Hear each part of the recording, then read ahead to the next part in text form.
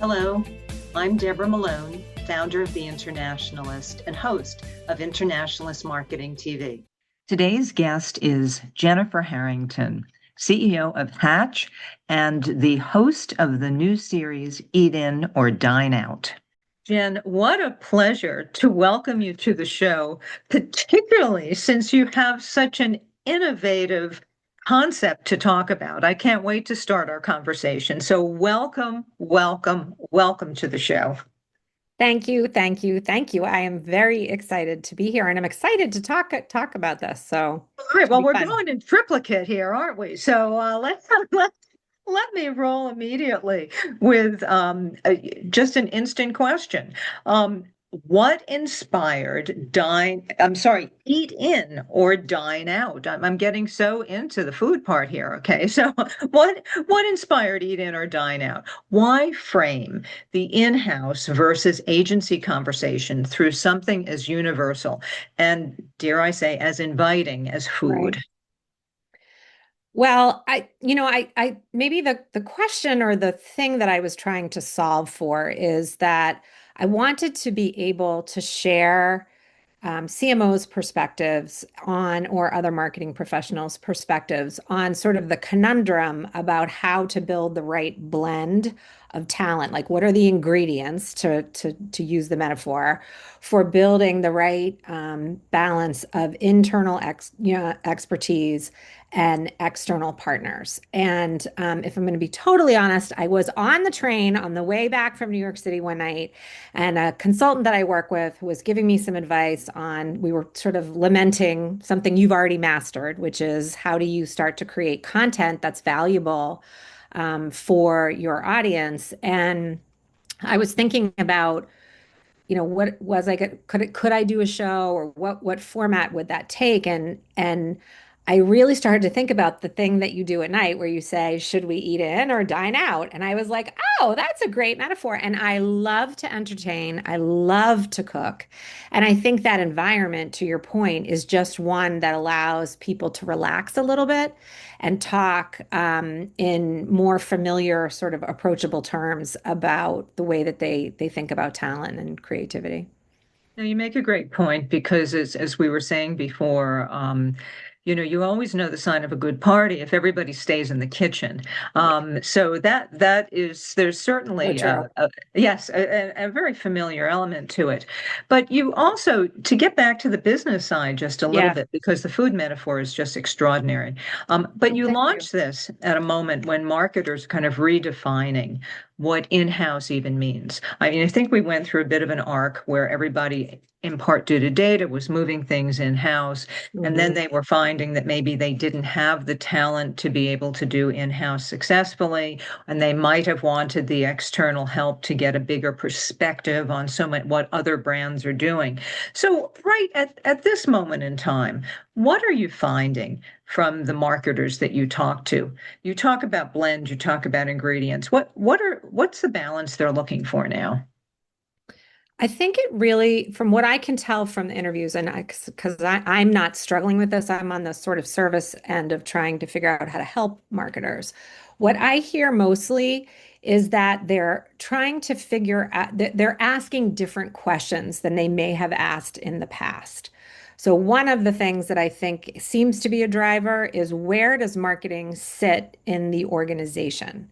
So for marketing organizations that maybe have a lot more responsibility around customer experience or product innovation, they need different capabilities and skill sets in-house than maybe somebody whose marketing organization sits in a different place. So I think some of it is, where is the marketing organization and what is the role that the marketing organization has? But I think that what I hear in the interviews is CMOs really talking about questions like, is this a capacity issue that we're having, or a competency issue that we're having? Do we need specialists, and we only need them for very, sort of narrow or focused exercises, or is this an ongoing competency that we know that we need to have in-house. And I think there was a time, to your point, I totally agree, when the lines were a little clearer. It was like, we know in-house agencies are quote unquote good for this, and external agencies are good at that. And that is not true anymore. I think those lines are very blurred in an excellent, in a good way, because internal creative teams now have competencies that might typically have been only external and vice versa. So I think it's making there isn't as much of a dichotomy, and it's making the conversation a little more complicated before you even enter freelance and AI into the talent equation. So when you start looking at all of those ingredients, it's not so crystal clear. And what I find is that new CMOs, particularly, not necessarily new to that role, but new to an organization, it's the first question they're trying to figure out, and it's the most complicated one. Wow, you have just summarized, I think, what some of the biggest dilemmas are for CMOs at this moment in time. And it's interesting because so many things are going through my head simultaneously. One of the things that happened at this year's ANA Masters of Marketing is among the many trends that one could spot. One was certainly kind of a move back to understanding the fundamentals, as is the fundamentals of actual brand building Mhm. when there's so much other, I wouldn't call it chaos, but so many other overlays, whether it is freelance or whether it is certainly AI or anything else. But you also bring up something else that I find rather fascinating. I was listening to someone, I believe it was Spencer Stewart, talk about the usual topic about the turnover of CMOs. And one of the things that he brought up that I hadn't heard before, which really stuck with me, was that if you, for example, try to replace a CFO, the description of the job across nearly every company in every industry is virtually the same, or 95% description is identical. The marketing role, there is no consistency whatsoever to what companies are looking for. So if you back out those issues, it's no wonder that it's so different for each company, that they need both outsourced and in-house. I mean, what an interesting thing you've hit upon. But I must go back to your food analogy because I want to have some fun with this. You've Yes. said you've said that this whole discussion about eat in or dine out is not as easy as ordering a pizza. So tell us more about what makes the in-house and versus outsourced talent so complex today. I mean, you've laid the groundwork, but is it budgeting? Is it lack of knowledge? Where does all that complexity really live? I think it's maybe multiple factors. So I think for organizations right now that they're staring down a rebrand, let's say, they're going to have a different set of goals and expectations, and they're going to need a different type of talent than another organization that may be just trying to sharpen their pencil when it comes to performance. And so, I think sort of understanding where a marketing organization or a brand is in their own life cycle, what types of competencies are important to have around an internal table. One of the things that I've seen, I'm sure you've seen this because you've talked to so many people, but is that the job titles inside a marketing organization are changing dramatically. I mean, I just did an informational interview with a young student who's graduating with a marketing degree in the spring, and she was asking me, what are the kinds of jobs at an agency or in a brand? What are the job titles? Because she's trying to find to like Google it. What are the job titles for entry level positions? And I thought to myself, oh my gosh, they're so different so different than they were even 15 years ago. And there's so many opportunities inside a brand that would never have been available. Like, for example, most in-house organizations didn't have sophisticated production departments or content creation studios, and now they Social do. And media, that's even, creating, yeah, yeah. right. It's Mhm. creating a lot of opportunity. But I say that because I think the the job roles are changing. How the organization is going to approach marketing is different from, like you said, from organization to organization. And then at the same time, in my industry, which is in the branding and advertising side, there's just an incredible amount of fragmentation. There are so many different permutations of agencies with different capabilities and different, experience that I imagine, because I'm not a CMO, that if you're sitting in that seat and you're looking out across your organization and you're saying, how do I make sure I'm pulling the right resources together? There's a lot of different things to consider. And I think it's only gotten more complicated over time, which is why I wanted to do this show because, well, your show, but also my show, because I wanted to find a forum for CMOs to share their own learning and wisdom because I know it's a struggle to figure out how to approach that. No, you make a good point, and you also brought up something else which I just want to explore for a minute. Before we talk about blending, which you Yeah, started talking about blending, yeah, and I think that might be an interesting way forward. If part of this is to give some advice or direction or sure. set of criteria to people. You also talked about something which is also quite fascinating, which is just the fragmentation in the agency world. But I also think, in addition to that, it's the power of a lot of independents and a lot of smaller Yes. agencies are really offering some extraordinary solutions.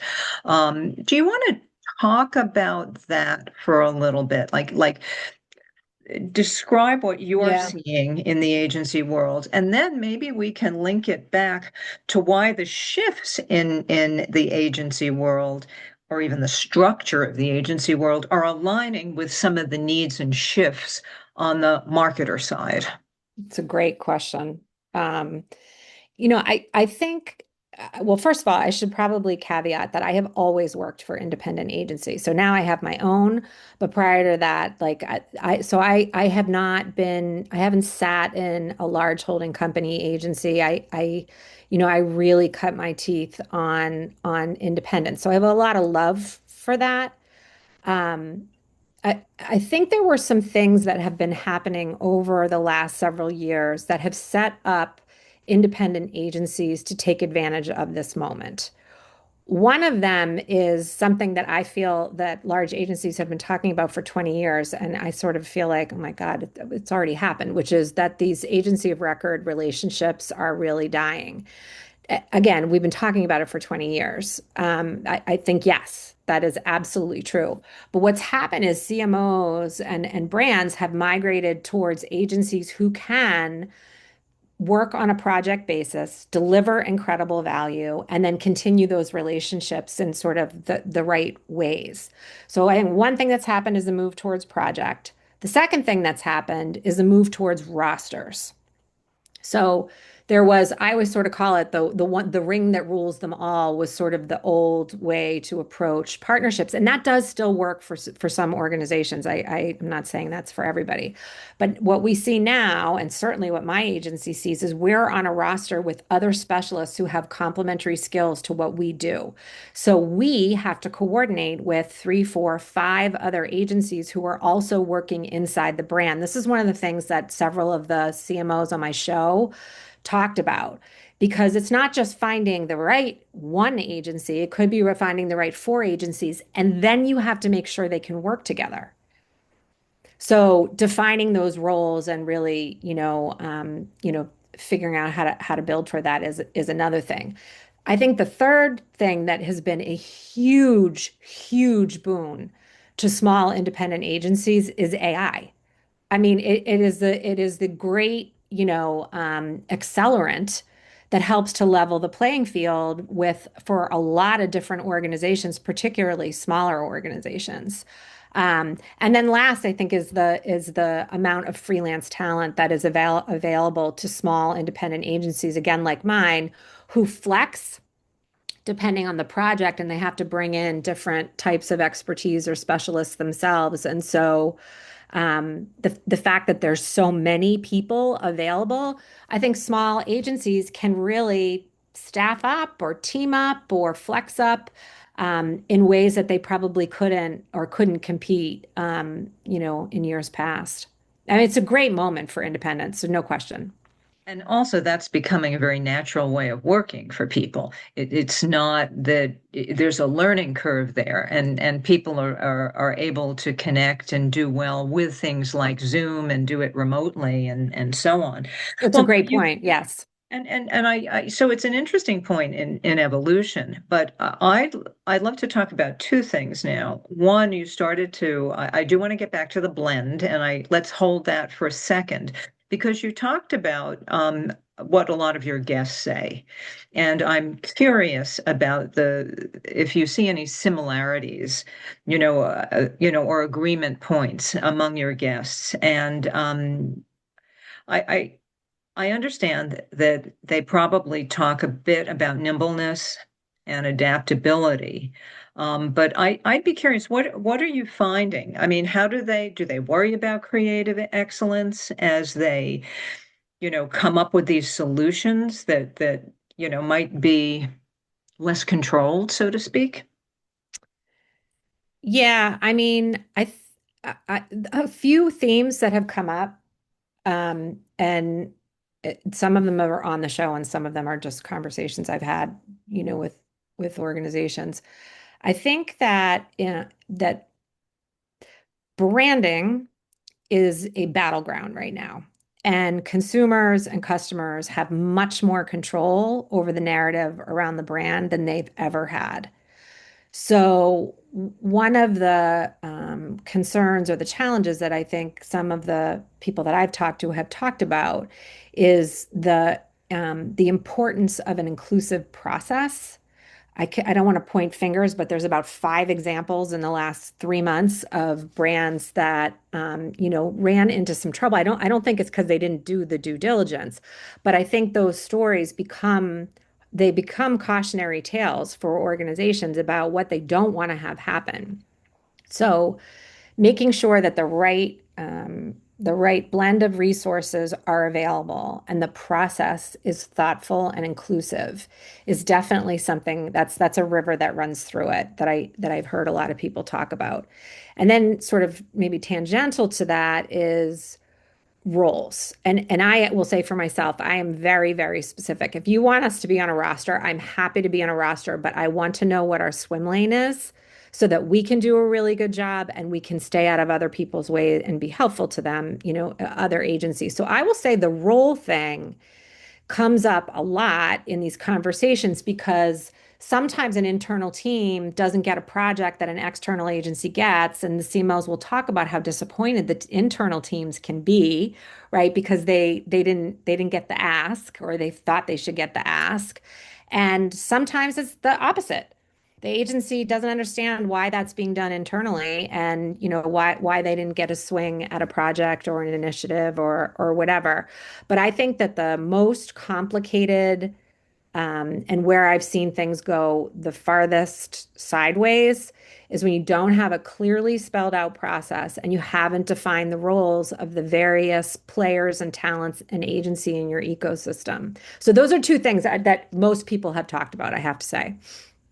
And I'll bet you the conversations in the kitchen are a lot more flowing and a lot easier than if you did it, whether it's over Zoom or whether you did it face to face. But I'll bet you also have some great outtakes. Oh, I do. Oh my gosh. Yeah. I There'll don't be want a to call blooper them reel bloopers. next Yes, year. that's Yeah, for right. That's sure. right. That's For right. sure. So if we talk about, well, look, let me ask a few more questions because I, Yeah. I have a sense that the whole notion of blending might be a nice way to end because perhaps maybe that will guide people as they think through some of these issues. But You yourself, Hatch, and your agency has recently launched a cultural advisory council. Now, goodness knows, we the word culture, sometimes I think that I need to figure out a way to redefine it because it seems to be so all-encompassing. But obviously everyone talks about brands and culture and working at the speed of culture and so on. So just talk a little bit about the vision behind that and how it feeds into your client work and even into the conversations with Eat In or Dine Out. Yeah, the Cultural Advisory Council was actually born as most of the best ideas I think at Hatch have ever been born from a client challenge. Hmm. So the client challenge was we were working with a nonprofit institution that was going through a rebrand. We were doing the rebrand, and they had a lot of stakeholders. And the stakeholders, it was a very diverse group of stakeholders. And they were trying to make sure that they were repositioning the organization to be more inclusive and attract new visitors and supporters. But they also didn't want to alienate some of the other audiences that they had already built some established relationships with. So we were sitting around the table one day, my team and the executive team from this organization, and the question came up. We had creative ready, and we were sort of debating concepts or whatever. And the question came up, how do we know that we are not, stepping on something that we don't intend to? And should we do primary research or, test the concepts, all of which we do all the time and whatever. But it started me thinking that there could be an opportunity to put together a group of people who have very, very diverse backgrounds, all marketing or in sort of some marketing role, to be sort of the keepers of the flame of the first pass of work, and that they could add value in two really, really important ways. One, the best work reflects diverse perspectives. So when we showed them this work, they actually had ideas about how to bring those concepts to life in a way that was meaningful and more inclusive that we would have never had. Not because we don't have diversity ourselves, just because I don't have that much perspective, and these people are marketers. The other thing that I think was really important is we were allowed in a very safe space to pressure test questions that the client had about whether something was appropriate and inclusive or not. Um, and again, we've seen lots of examples of this. There are lots of times when organizations they can't always do the full primary research, but they really want to be intentional about making sure they're listening to diverse perspectives. So it's not a solve for market research. A handful of 10 people is not representative of every perspective, but it is an attempt to be able to have meaningful conversations about creativity and inclusivity more frequently and earlier in our own creative process. Right. And after all, part of it is also to drive growth in new ways for your clients. So I mean, I can Absolutely. see that as being a win-win. Interestingly, um, we've talked a little bit about whether we meant to or not about different models. It looks Yeah. like marketers are shifting to having, let's call it more fluid models. I Um, think that's the perfect word, actually. yeah, Yeah. and then agencies might be going in two different directions, and not that there's anything wrong. There always will be needs for global agencies and global holding companies for some of the bigger brands. But you've also said something. Okay, so the first thing is, so with all these models shifting, it's interesting to figure out how both agencies and brands together can co-create ideas. Okay, so that's one thing. But the other thing that really caught my attention is that you've called this whole shifting an entropic advertising world. Now, if I'm if I can remember high school science, I think entropy, Yeah. entropy had something to do with the principles of thermodynamics, and I just remember ice cubes melting. But Yeah. I have a feeling that your meaning might be more than that. So let's talk about this so that we all can get educated on an entropic advertising world. But also let's look at what that means in terms of shifting models too. Yeah, it's so funny you say that about high school. I did an art project when I was in, it's like, this is why I know the word entropy, but I definitely cannot define it the way if a scientist listen to this, they'll be like, that's not the definition. But my recollection of the definition, at least in my senior high school art project, is sort of the phenomenon of going from order to chaos, right? Where things go have a natural tendency to get more complex, more complicated, and more and less organized over time. And I think that Must we're be the in, molecules in the melting ice. I think so. Okay. I don't know. I don't know. We can look let's it up later. let's hope there's no scientists listening. Okay. No, yes, yeah. Please leave it in the comments. Yes. Um, but I think that's what's happening, which is there, there was a structure, a madman structure is how it works. And what's happened is that the demands of being a successful marketing organization or a successful brand have gotten so nuanced. And so they've sort of kind of sunk into so many different channels, and there's so much less control that the service models that are equipped to deliver are also very varied and way different, way different, than they were, when I started, when most agencies were relatively the same. They were just different sizes. Now there's just so many different expertise that, is available, particularly among independent shops.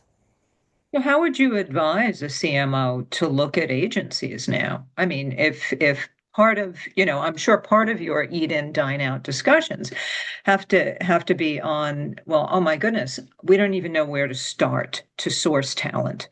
What do you do? What do you tell them? What is the starting point? Well, it's the way I would like it to be, and the way, Well, I and the know. way that it To go is. to some of the specialist independent Right. agencies first. I mean, Yes. what I really want is that you are well enough versed in the talent and the agencies that are out there. You're tied to relationships. People pick up the phone. A couple agencies come in, and you sort of pick based on the right chemistry and the right competencies or whatever. That's sort of how it used to be done. I don't think it's that simple anymore. So one of the things that I often talk to clients and my friends who are CMOs about is being really clear about what you're looking for. What is the actual capability that you want, but also what is the type of partnership you want to build, and how does this agency relationship need to fit into your organization? What does that actually look like? And I think sometimes, and this is not true all the time, we will get RFPs or we'll get invited into pitches where some of those questions haven't been fully thought out. And CMOs, because they're busy and there's so many agencies swirling around looking for work, there becomes like a vacuum of silence around the CMO or the marketing organization where it becomes difficult to get the information that would be helpful to an agency to say, we're not the people you're looking for, so we're not gonna cram your RFP inbox with stuff, or to say we really are. And so, I think the clearer that an organization can be about the talent that they need and how they want to work with that talent, the easier it is for agencies to respond and pitch appropriately, or decide to opt out because it's not a good fit. You make a good point. Just quickly, what do you wish more CMOs understood about working with agencies?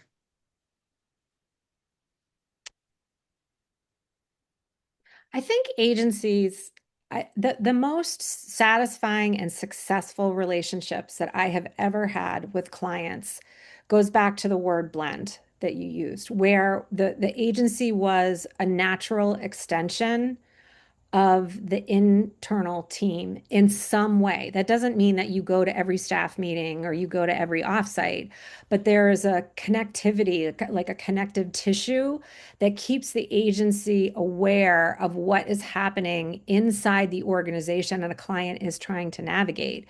Because the agency can spend time being creative about how to be helpful, but if they don't know what's going on, it's not easy to do that. So I wish that there was a little less us and them sometimes. That's certainly not true with every organization, but I'd love to see more of that because I think that agencies would do better work and I think ultimately would be even more accountable to clients because they'd feel more ownership over the brands and the relationships. I do think it's moving in that direction and has been for a long time. But I think the more seamless those relationships are, and agencies need to work at that too. I mean, we're not always great at that either. But those blended relationships or blended accountabilities, I think lead to really better work. Certainly more fun. I will say definitely more fun. You're definitely having more coffee and more drinks with clients when it's a blended relationship.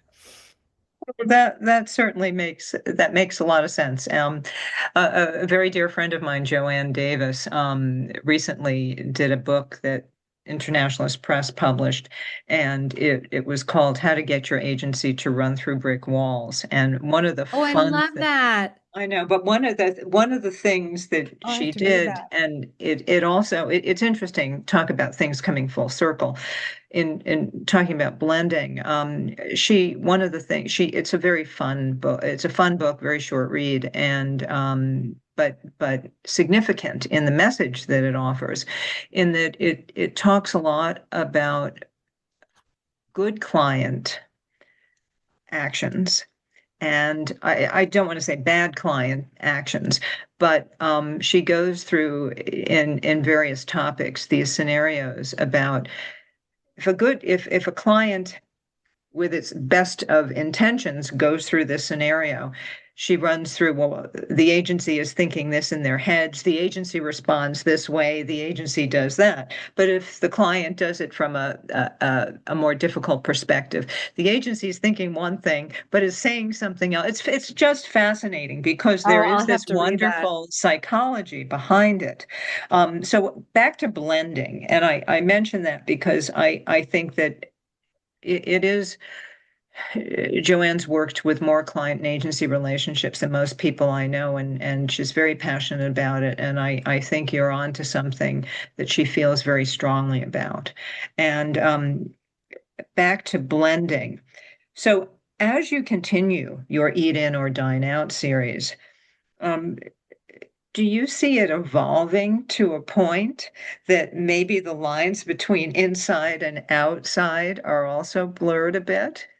I love you for asking that question. Yes, it really already has. I mean, it was kind of set up as a false debate to begin with, but it really has. And um, on the show, the guest has to decide, do you eat in or are you going to dine out? They have to make the choice about whether they're going to talk about their internal teams or their external partnerships. And I think going forward, we have another episode. We have our next film date is in a little bit. What I plan to do is not make the choice, so like this or that, but there might be a little blend of both because you're absolutely right. I mean, what's definitely come through is that it's not an either or scenario. No, we Um, live in a world of gray. yes, I You know. I it's, love that though. And you got to navigate the gray. and there's nothing wrong with that. But we'll figure it out. Well, I think that maybe one of the best things that we can do is also link this to some of your episodes so that people can see what you're doing. And I hope maybe even have some food and wine while they watch it. So I hope that may be. so. But I would love that. well, congratulations on what you're doing. And I, Thank I, I you. do think that it really is an innovative way to talk about a topic that's a very human topic, but it's not always that easy to talk about, given, as we've said, the different structures, the change in structures, how each marketing organization is different. And just how everything seems to be in a state of constant evolution and constant grayness. Right. That is Well, true. well, you'll have to come back on and keep sharing what you learned, particularly if you wind up taking a whole nother direction where it's not dining in or dining out. Maybe it's just one big table. You never know what the next series is. That is correct. That is correct. Well, I think we're going to start doing like round table dinners and things to try to like, extend the brand in some way. We'll Excellent, see. excellent. Well, I wish you well, and Thank you. Thanks for having me. yeah, and I hope that we can do some more soon. All right. The Internationalist focuses on the continual reinvention of marketing by highlighting inspirational marketers around the world and their ideas as they move the industry forward. Internationalist Marketing TV shares these perspectives through interviews and personal stories. Thanks so much for watching. If you find this kind of content helpful, please click like or subscribe. Again, thanks so much.